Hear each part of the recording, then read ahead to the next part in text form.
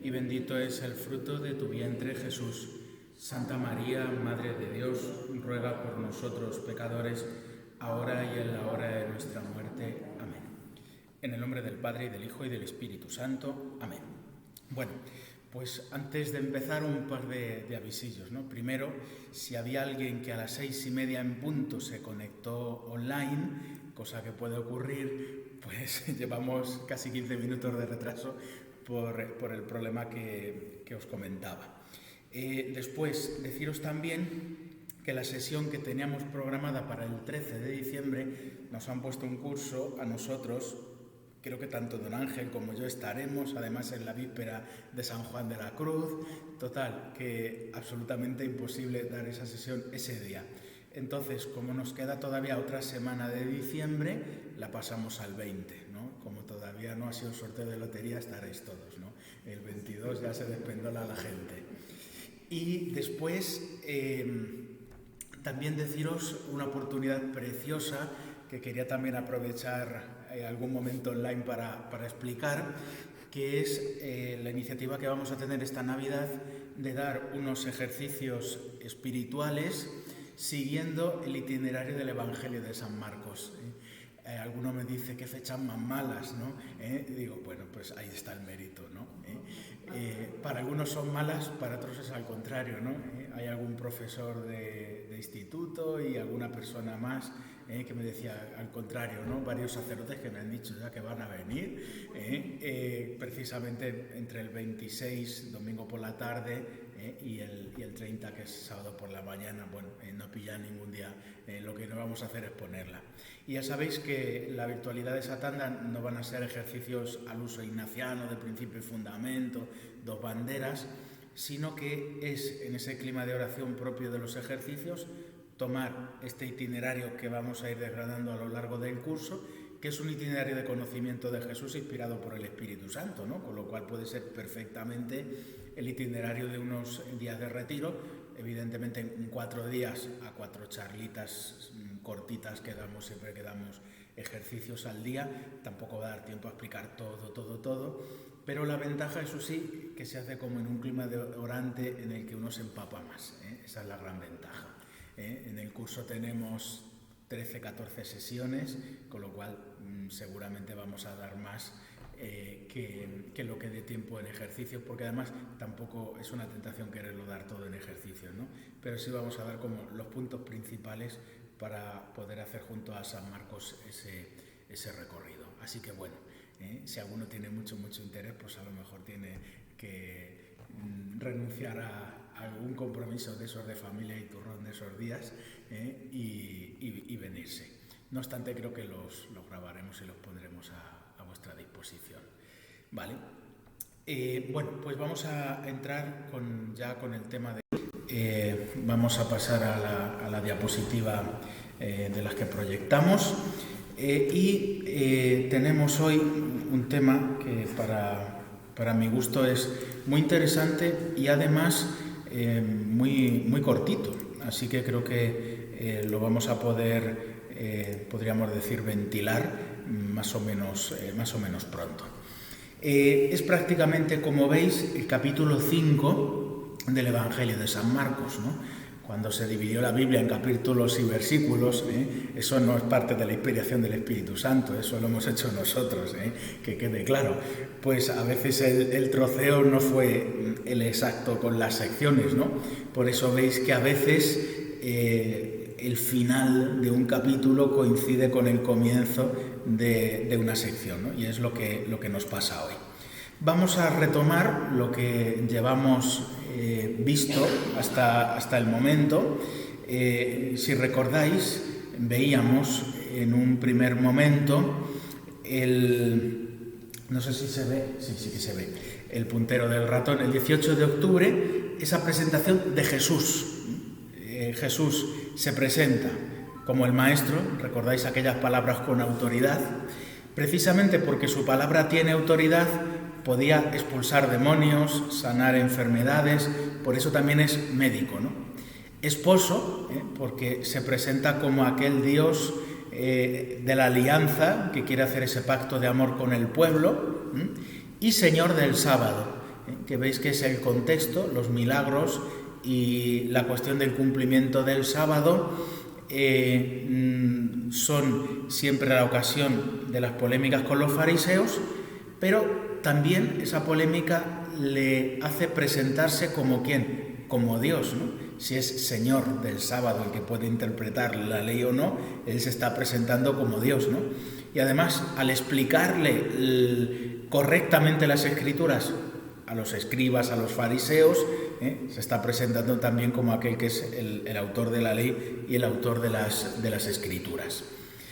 El Padre Ángel, en la sesión anterior, iba a decir el miércoles pasado, no, hace 2, nos habló también de cómo ese Jesús funda una nueva familia, ¿no? Es decir, ese que es el maestro atrae, ¿no? Y esa parte del texto de Marcos nos habla de Jesús como fundador de la Iglesia, que retoma toda la tradición de Israel, la salvación que Dios había prometido a Israel, con lo cual está invitando al lector a que, ¿no?, a hacerse miembro de la Iglesia.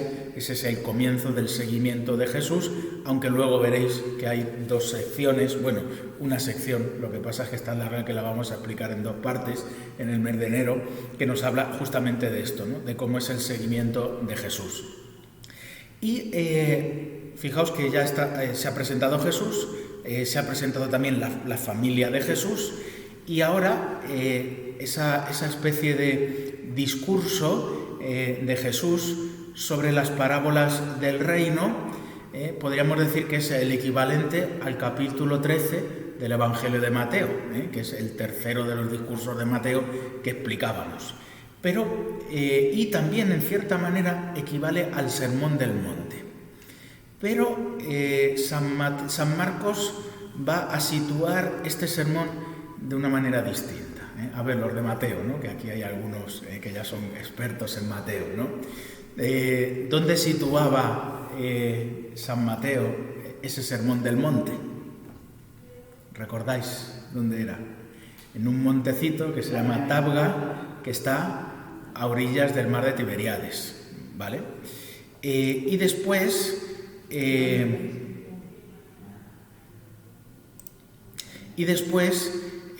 tendríamos otro sermón, que este no lo hemos dado todavía, ¿no?, porque no hemos explicado San Lucas, que es el sermón de la planicie. San Mateo coloca el sermón en el monte, ¿no?, porque presenta a Jesús como el nuevo Moisés, ¿no? Igual que a los pies del Sinaí hubo un sermón donde Moisés explicó y entregó la ley de Dios. San Lucas ese mismo sermón lo coloca en la planicie, y vamos a San Marcos, porque esto enlaza ya con lo que vamos a empezar a explicar hoy.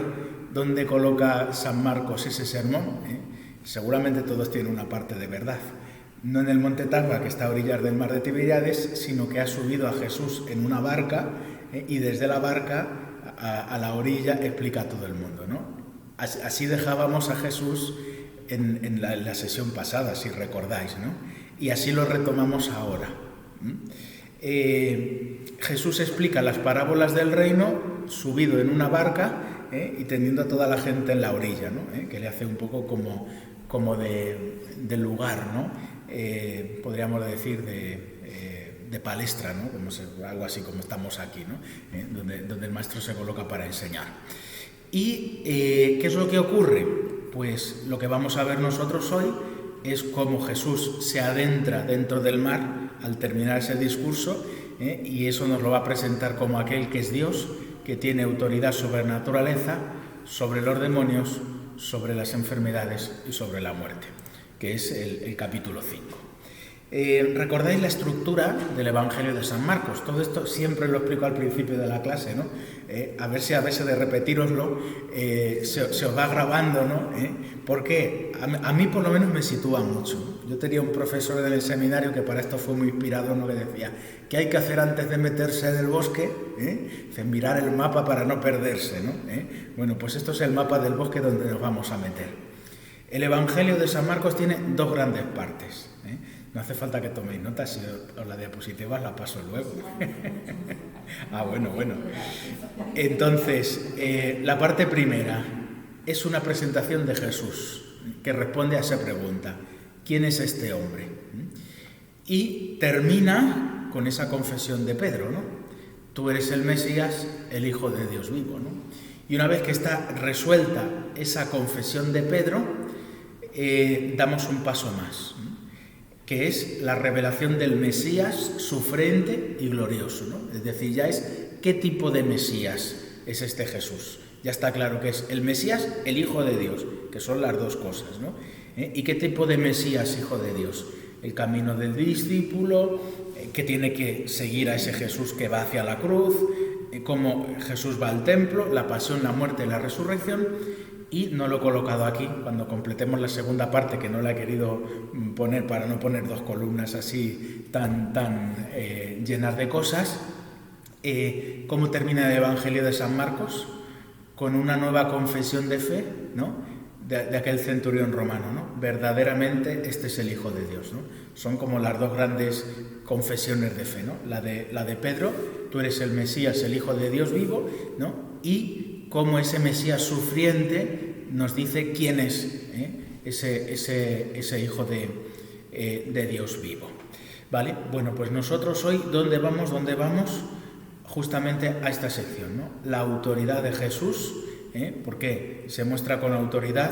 Porque tiene autoridad sobre la naturaleza, sobre los demonios, las enfermedades y la muerte, que es justo los pasajes, como decíamos hoy, tenemos un capítulo muy sencillo de explicar, que vamos a explicar, me parece que bastante rápido, ¿no? Son 3 pasajes, aunque el tercero es doble, porque introduce 2 milagros, que es este, ¿no? Primero, decíamos que estaba Jesús en el bote, ¿no? ¿Qué es lo que hace? Cruzar a la otra orilla del lago. Y mientras cruzan se desarrolla esa tempestad que él va a calmar. Cuando llega a la otra orilla, ahora explicaremos lo que es la otra orilla y su significado, está en Gerasa, en aquella ciudad, ¿no? Donde expulsa un demonio llamado Legión que va sobre aquellos cerdos. Se vuelve otra vez a la otra orilla y ahí va a curar a la hija del jefe de la sinagoga, de Jairo, y cuando va por el camino a curarla, es como un milagro dentro de otro, cura también a aquella mujer que tenía flujos de sangre. Pues vamos a ir viendo. Fijaos que lo que caracteriza estos contenidos de hoy es esa frase que os pongo en color naranja debajo de la diapositiva. Jesús muestra su poder ante lo que agobia a los hombres antes de enviarlos con este poder, porque luego va a enviar con este poder de Dios que salva a sus discípulos, ¿no? Y eso va a ser la sección siguiente, ¿no? Pero lo primero es esto, ¿no? Que conozcas ese poder de Dios y que puedas vivir tu vida en calma y en paz. Vamos con la tempestad calmada. Tras el sermón de parábolas, como decíamos, la sede es la barca, ¿no? E invita a ir a la otra orilla. Es la primera vez que se da este cruce. Os he colocado en la diapositiva el lago de Genesaret. Más o menos ahí, donde está el puntero del ratón, se ve, ¿no? Está Cafarnaúm, ¿no? Y normalmente se cruza, ¿no? Y por esta zona de aquí está Gerasa. ¿Qué es lo que ocurre? Esta orilla, la de Cafarnaúm, es la orilla de los judíos, pero el Jordán hace como de frontera natural, y en esta zona estaban lo que llamaban la Decápolis, ¿no? Aquellas ciudades paganas que a veces el Señor enviaba a los discípulos a anunciar el reino a esas ciudades paganas. Fijaos que eso de ir a la otra orilla es técnico, ¿no? La otra orilla, ¿no? Porque la nuestra es la de los judíos, ¿no? Jesús participa del pueblo judío. Entonces, ir a la otra orilla significa siempre eso, ir al territorio de los paganos. Si os dais cuenta, va a haber 4 cruces, ¿no? El del capítulo 4, que vamos a explicar, y después hay un cruce en el 6, en el 7 y en el 8, ¿no? A partir del 8 ya no puede haber cruces. ¿Por qué? Porque a partir del 8 empiezan a caminar hacia Jerusalén, ¿no? El camino es desde Galilea hasta Jerusalén para consumar su vida en la cruz, ¿no? Por eso se da en este momento donde será bastante frecuente esos cruces. Y esto ya lo explicábamos el año pasado. porque es exactamente igual que cuando cuenta este relato Mateo. ¿Por qué se forman esas tempestades en el mar de Galilea? No es un mar especialmente profundo y, claro, en el fondo que es una zona de depresión. Hay una zona, ¿no?, que es lo que se llama el monte Hermón, que veis aquí en la parte de arriba, ¿no? Es un monte muy bonito, siempre nevado.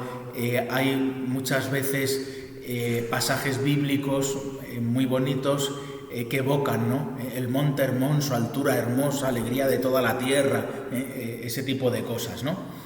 Y después están lo que se llaman los llanos del Golán, que es esta zona de depresión, y los llanos del Golán cuando se abren, ¿no?, y bajan ya se produce ese valle, digamos, que es el cauce del Jordán, y en esa zona todavía más abierta del mar de Tiberíades. ¿Qué es lo que ocurre? Pues que el aire caliente ya sabemos lo que hace siempre, ¿no? Sube, y el frío baja, ¿no?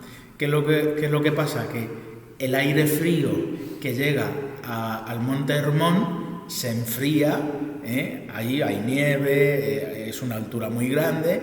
¿Y qué es lo que ocurre en esa zona de frío, ¿no? Que ese aire frío baja, ¿no? ¿Y cuál es el cauce natural para bajar? Pues justamente esa especie de cañón o valle del río Jordán.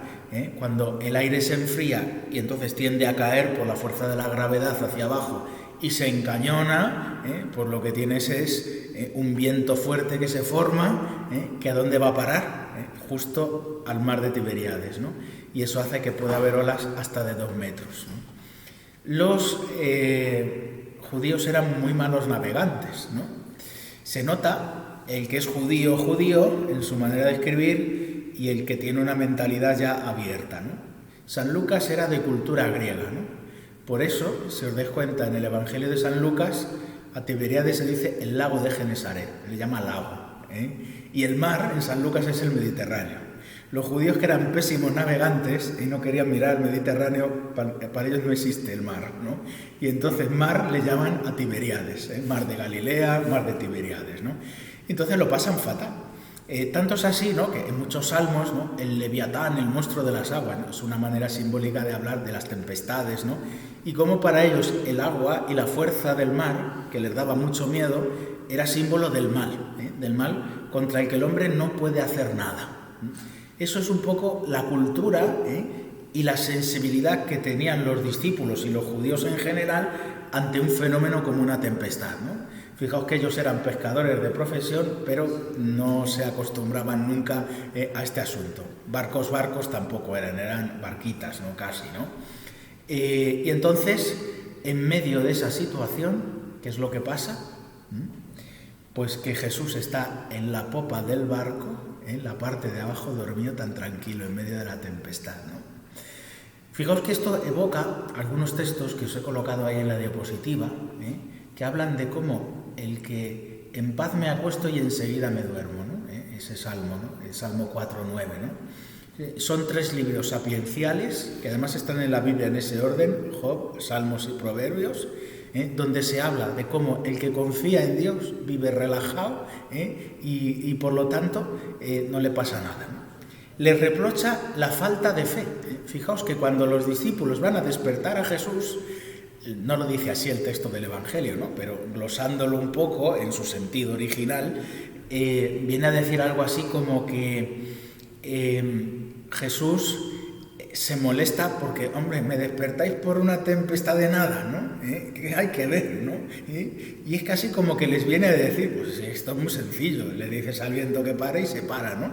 Es también como una especie de decir, oye, que estáis llamados a creer en mí, y a saber que, aunque haya tempestades que Dios permite en tu vida, solo te van a hacer daño cuando Dios quiera que te hagan daño. Entonces, vive tranquilo. Y es más, deberías invocar a Dios en medio de estas circunstancias, porque Él te salva en medio de estas circunstancias, ¿no? Les reprocha su falta de fe.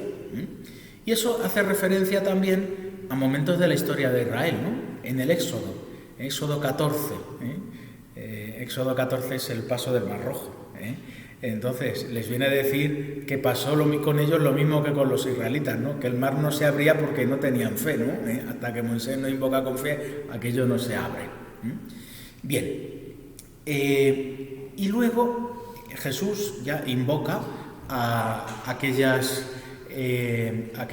olas y aquel viento tan fuerte, ¿no? E inmediatamente, ¿no? De forma inmediata, ¿qué es lo que ocurre? Que aquello se calma, ¿no? Fijaos que siempre los milagros nunca hay como una resistencia, ¿no? Siempre se cumple aquello que pide inmediatamente, ¿no? Por el hecho de pronunciar esas palabras.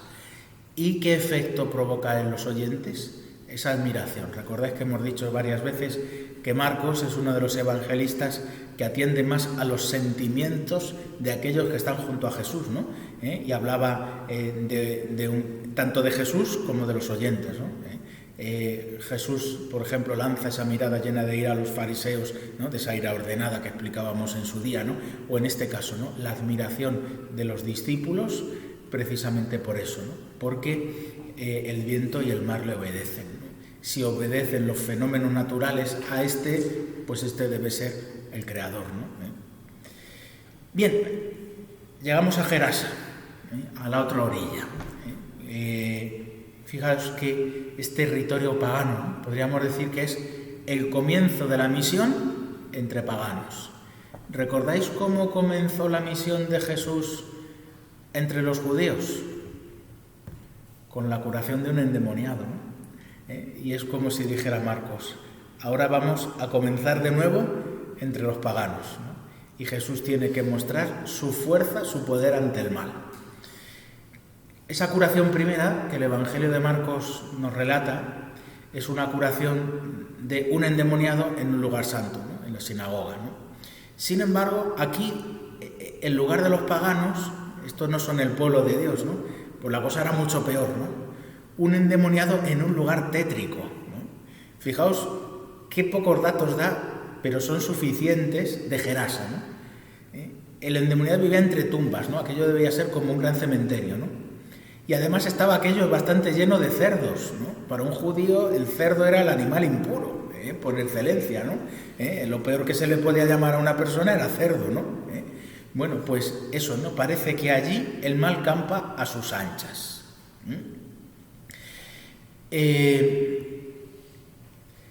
Y fijaos, se dice una cosa, ¿no? Que aquel endemoniado era tan fuerte que nadie había sido capaz de atarlo.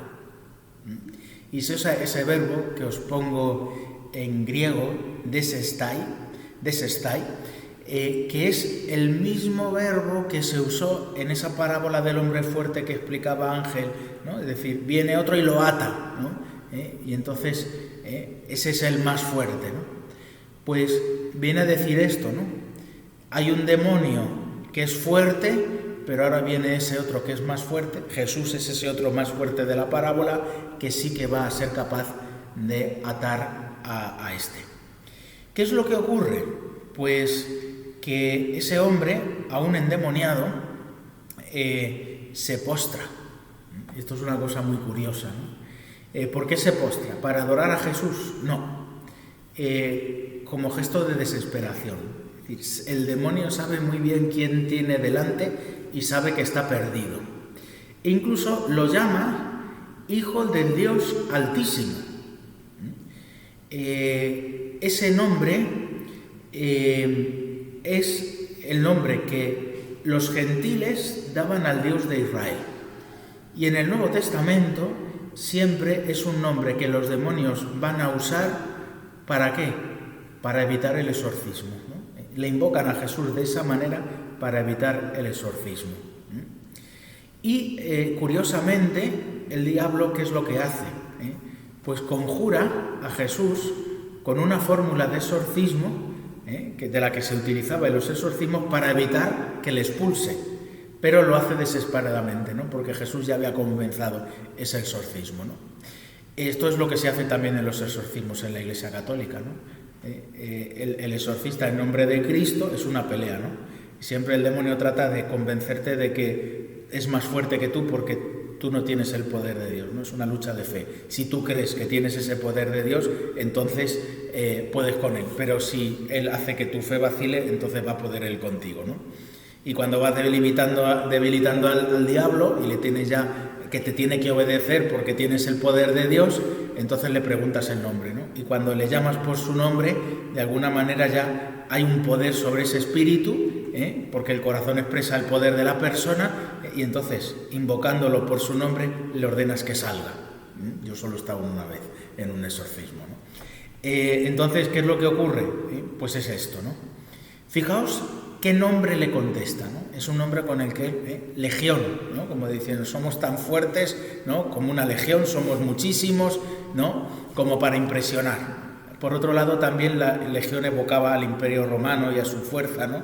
Y eso parece que agradaba también, ¿no? al lector judío, ¿no? Diciendo, Jesús lo puede todo, ¿no? Bien, los diablos, y esto se nota también cuando uno entra en el tema de las liberaciones y de los exorcismos, son territoriales. Por lo tanto, a pesar de que son espíritus, se apoderan de una parte de la persona, se apoderan de una parte de lugares, de territorios, entonces, porque ellos tienen poder, digamos, sobre lo que es inferior, ¿no? Y entonces le piden a Jesús eso, ¿no? Le piden que no los expulse de aquel territorio, ¿no? Porque si no, no van a tener poder sobre nada, no pueden tener acción sobre nada, ¿no? Y Jesús les concede ir sobre esos animales, pero es curioso, ¿no? Porque eso es paradójico, ¿no? ¿Qué pasa? Al intentar poseer esa piara, ¿la controlan? No controlan, por eso se precipitan hacia el mar, ¿no? Y es como una especie de símbolo por el cual se viene a decir que ha sido la ruina de aquellos, ¿no? Jesús, por una parte, ha sido como hasta misericordioso con el mismo diablo, pero el mismo diablo, si está delante de Jesús, es su ruina, porque no puede ni con un pobre animal que es un cerdo, y por eso cae. Curiosamente, ahora la gente se agolpa al oír una noticia y entonces encuentran a ese endemoniado y van a querer primero ver por sí mismos lo que había ocurrido. Pero por otro lado, fijaos, a pesar de ver al endemoniado de esta manera, ¿no? Sentado, vestido y en su sano juicio, ¿no? El estar sentado es como un estado de calma, ¿no? Porque él estaba, pues eso, tirando piedras, autolesionándose, ¿no? En ese estilo, ¿no? Endemoniado, ¿no? Y ahora está tranquilo.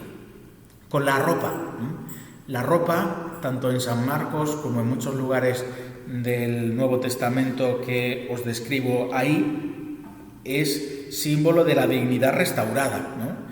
Por ejemplo, tenéis ahí el texto de la parábola del hijo pródigo, donde se dice eso, ¿no? Vestid a mi hijo, ¿no? Es la dignidad de hijo restaurada, ¿no? Y lo contrario, ¿no? El pecado te deja desnudo, te deja en vergüenza.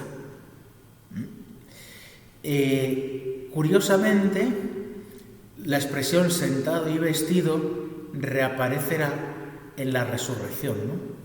Ese ser angelical que está sentado y vestido en el sepulcro de Jesús para anunciar la resurrección del Señor, ¿no? Es algo así como si el efecto de esa salvación de Jesús fuera ya el conceder esa vida eterna. Con esto va a jugar mucho San Marcos. Lo vamos a ir viendo también, lo hemos visto y lo vamos a ver hoy también en el siguiente milagro. La reacción de la gente, otra vez, los sentimientos de la gente, ¿veis? Marcos siempre es muy sensible a este tema. Se llenaron de temor, ¿no? Es el verbo fobeo, ¿no? Que está conjugado en, me parece que eso es aoristo pasado, ¿no? En griego, ¿no? Y entonces el mismo que usa para la reacción de los discípulos en la barca, ¿no? Cuando ven a Jesús haciendo el milagro, se llenan de temor. ¿Por qué? Es una reacción ante algo que no controlan o quizá por motivos económicos, Es decir, por una parte, ¿no? Nosotros teníamos esto controlado, ¿no? Y ahora nos llenamos de temor, ¿no? Igual que los discípulos se llenan de temor, no ante la acción de Jesús, que me he equivocado, ante la tempestad, Entonces, y luego también podía ser por la repercusión económica, ¿no? Claro, eran paganos, a ellos los cerdos no les resultaban repugnantes como a un judío. Por eso tenía una economía basada en el cerdo, ¿no? En la carne, etcétera, ¿no? Y por eso, ¿no? Además se vuelve a mencionar el tema de los cerdos, ¿no? Es decir, es algo así como, mira, preferimos que la economía funcione bien antes que venga la salvación del mal. ¿Qué más nos da a nosotros un endemoniado más que menos, ¿no? Pero no nos toque la economía, ¿no? Y por eso, curiosamente, no recibieron a Jesús. Esto también es un detalle interesante, ¿no? Que a veces pensamos que si uno lo hace bien, fíjate, ¿no? Sacas a un endemoniado, ¿no? Lo haces perfecto, ¿no? Te luces, ¿no? Y sin embargo, si no te quieren recibir, porque por su egoísmo y su dureza de corazón no te quieren recibir, pues no hay nada que hacer. Y esto contrasta con el salvado, ¿no? El endemoniado no es como los demás habitantes de Gerasa. Parece pedirle a Jesús el qué, el seguirle, ¿no? El seguirle corporalmente, ser del grupo de sus discípulos, ¿no? Y Jesús le dice que no, quédate en tu casa, ¿no? Su misión es ser testigo entre los suyos, ¿no? Esto tiene varios niveles de lectura, yo creo que todos verdaderos, ¿no? Ser el primer misionero entre los paganos, ¿no? Pero también muchos autores, lo que me toca dar en el seminario, la espiritualidad del laicado, muchos autores que estudian esta espiritualidad dicen que esto es, ¿no?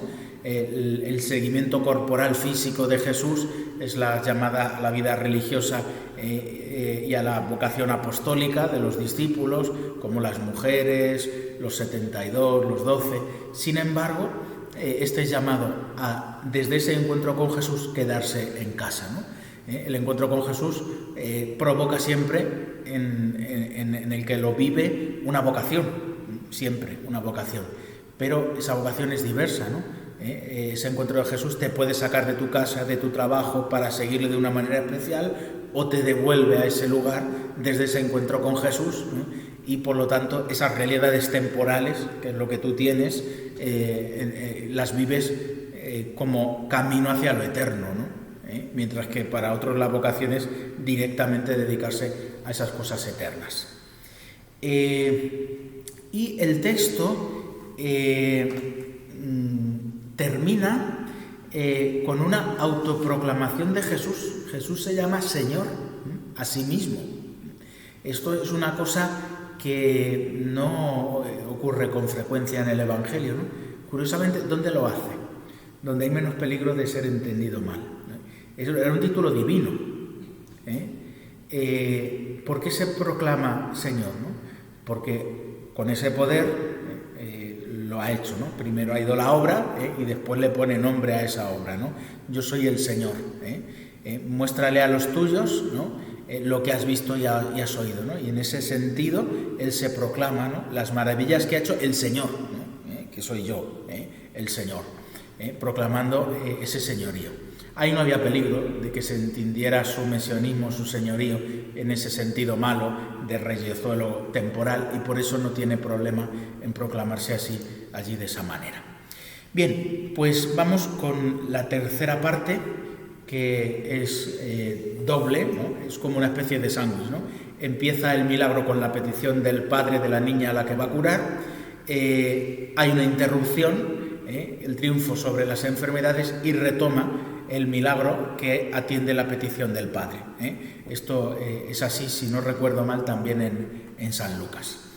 Pues vamos con la petición del padre. Fijaos que estos dos milagros, aunque parezca una especie de interrupción, sin embargo forman una unidad, porque hay dos detalles coincidentes, ¿no? La temporalidad. ¿Cuánto tiempo llevaba aquella mujer con flujos de sangre? 20 años. ¿Cuántos años tenía la niña que va a resucitar? 20, lo mismo, ¿no? Y en ambos milagros el contacto con Jesús es a través de la mano. Aquella mujer va a tocar con su mano el manto de Jesús para ser curada, y también la niña, para ser resucitada, va a ser tocada por Jesús en su mano. Recordamos que estamos ya, es el jefe de la sinagoga judía, hemos vuelto a la otra orilla, ¿no? En la zona de los paganos no había sinagogas, ¿no? Y era el jefe de la sinagoga, pero con una postura humilde. Con un acto de fe, dice que si pone las manos sobre ella, sanará. Normalmente las curaciones son por imposición de manos. El gesto de la imposición de manos es o transmisión de un poder o una curación. Depende de las palabras que acompañan al gesto, es así, ¿no? Y se había postrado, ¿no?, delante de Jesús. Estaba como reconociendo, ¿no? Aquello que muchos en la sinagoga no querían reconocer, Jesús sí que lo reconoce. Y fijaos que el verbo que se va a utilizar es un verbo que va a aparecer en lo que queda de capítulo, si no recuerdo mal, 3 veces, ¿no? Que es el verbo sozo, que tiene un doble significado, ¿no? Está conjugado en futuro, aquí no, porque es mi hija salvará, ¿no? Se sanará. Pero es un verbo con doble significado. Esto es lo malo de traducir. En español no hay una palabra que tenga este doble significado, no hay un término equivalente. Pero en griego este verbo significa curar y salvar, las dos cosas. Fijaos que siempre hay detalles en el Evangelio que permiten esa doble interpretación. No es solamente la mera curación de algo físico, sino que a través del milagro hay una lección sobrenatural. Entonces es curación y salvación. Y es un verbo que se utiliza recurrentemente en la Biblia para hablar de eso, ¿no? De la salvación que Dios trae, incluso en el sentido de una vida eterna que Dios trae al traer la salvación. Y es curioso también, ¿no? Aparece aquí un tema que es cómo Jesús le cuesta mucho resistirse a la petición de los padres sobre una enfermedad de los hijos, ¿no? Lucas 7, ¿no? La curación del hijo de la viuda de Naín, ¿no? Y vais a ver también algunos pasajes donde padres se acercan, que los vamos a ver más adelante en Marcos, en el 7 y el 9, piden la curación de sus hijos y obtienen el milagro porque eso Jesús le cuesta resistirse. ¿Veis? Es un Jesús, un Dios que es compasivo. Muchas veces el diablo nos presenta un Dios que está lejos, lejos, lejos, lejos. Y sin embargo es al contrario.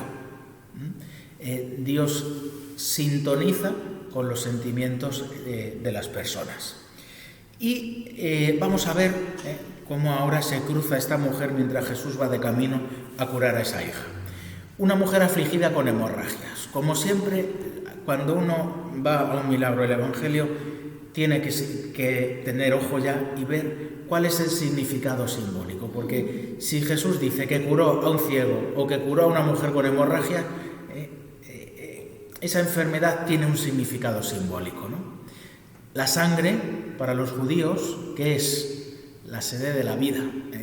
Fijaos que esto también conecta a los dos milagros, ¿no? Uno va a ser una resurrección, alguien que ha perdido la vida, y otra una sanación de alguien que está como pasando muchos años perdiendo la vida poco a poco. ¿Veis? Están conectados. Y además la sangre, el que tocaba la sangre o le salpicaba la sangre, estaba impuro. O al contrario, ¿no? Quedaba purificado si era sangre de un sacrificio sagrado en el templo, ¿no? Y por lo tanto, fijaos, ¿no? Esa mujer impura estaba casada, sí, pero ¿cómo se va a juntar con su marido? Si está impura, lo va a hacer impuro, así que esa unión sexual está prohibida, ¿no? ¿Y cómo vas a entrar en el templo, en el lugar santo, si estás impuro? Y además no toques nada porque lo que toques queda impuro, ¿no? Fijaos qué drama tenía esta mujer. Y además dice que había intentado de todo para salir de esa enfermedad, ¿no? Está como describiendo la impotencia, ¿no? Y se había quedado pobre de pagar tantos médicos, ¿no? Y fijaos, ¿qué es lo que ocurre? Hay un pensamiento de fe en ella, como cierto, ¿no? Cuando Dios nos inspira algo, cuando Dios nos inspira algo de fe, nos da como esa certeza, ¿no? Si toco su ropa, quedaré salvada. La ropa, de nuevo, aparece aquí, ¿no? Camino también de curación, ¿no? Y quedaré salvada, de nuevo el mismo verbo, sozo. La pregunta de Jesús al quedar curada, ¿quién me ha tocado? Pero tiene el sentido de buscar la salvación. Ese tocar tiene doble sentido. Por un lado, buscar la salvación, pero por otro lado, si me tocas yo quedaba impuro, ¿no? Según las leyes humanas. Entonces, claro, la mujer estaba como atemorizada diciendo, igual me va a echar la bronca, ¿no? Y todo lo contrario, ¿no? Jesús le dice, tu fe te ha salvado. De nuevo el verbo, la insistencia en ese verbo. Vete en paz, ¿no? Pero veis, ¿no? Tu fe te ha salvado y te ha curado. El verbo tiene ese doble significado, ¿no? Y vete en paz, ¿no? El verbo shalom. Ese verbo shalom es un verbo que implica también esa paz que viene de Dios. Y voy a acelerar porque me estoy quedando sin batería en el portátil antes de que se acabe la grabación. El triunfo sobre la muerte. Retoma esa situación crítica y Jesús va a decir dos cosas. No está muerta, ¿no?, en medio de esa situación de llantos y gritos, sino que está dormida. No es una frase que hay que interpretar literalmente, porque el dormir también se aplica a la muerte, ¿no? Os coloco ahí los textos, ¿no? Es decir, pero lo que quiere decir Jesús es que eso no es una muerte definitiva porque Él tiene el poder, ¿no? La muerte nunca es definitiva para un cristiano. Y entonces le dice, levántate, egeire, ¿no? Egeire es el imperativo, ¿no? Del verbo, el infinitivo es egeiro, ¿no? ¿Qué es? Levántate. ¿Nos suena este verbo? ¿Nos suena este verbo?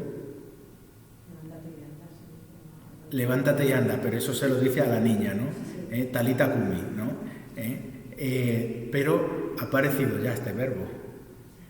¿Cuál es la primera vez que aparece este verbo en el Evangelio de San Marcos?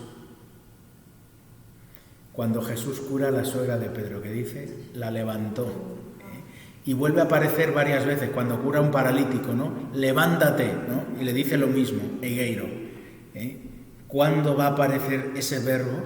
También la última vez, referido a la resurrección, ¿no? Jesús se levantó de la tumba, es sinónimo de resucitar, no es solo levantarse, sino que tiene el significado de resucitar. ¿Veis? El triunfo sobre la muerte es un levantarse de entre los muertos. Eso es la resurrección.